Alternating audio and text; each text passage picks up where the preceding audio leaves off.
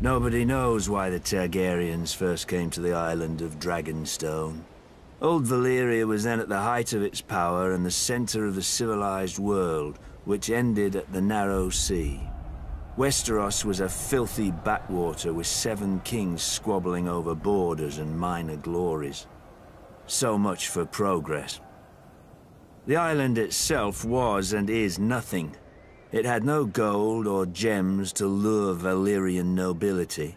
All it has is rock, mostly a shiny black stone too brittle for war and too sharp for building. The Targaryens called it dragonglass. I call it useless. But the Targaryens managed to raise a castle here.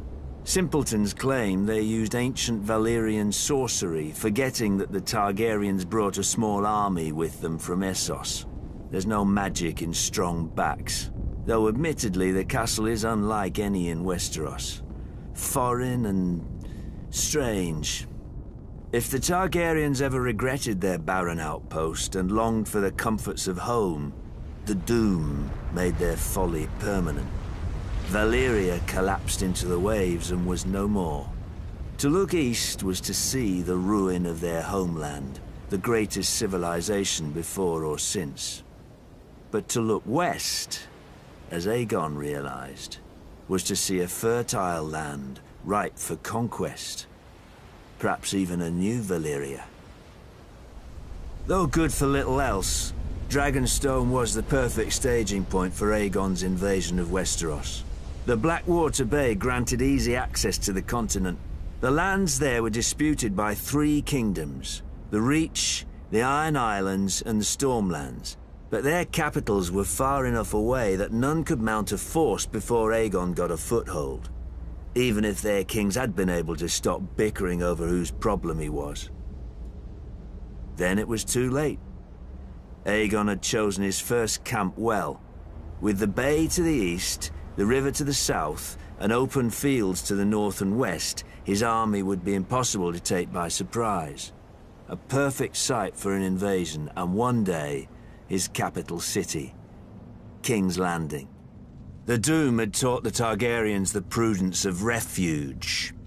After the conquest, Dragonstone became the seat of the crown prince and heir to the Iron Throne.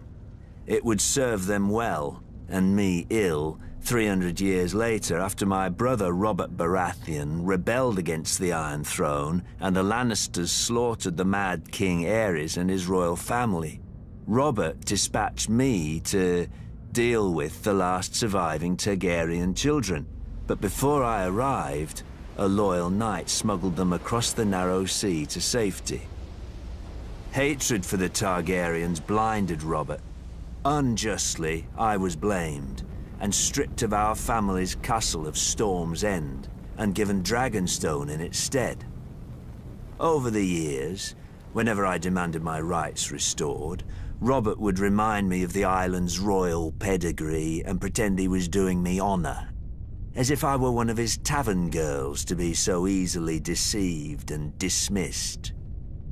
But Robert is dead, and I, Stannis Baratheon, am the rightful king of Westeros.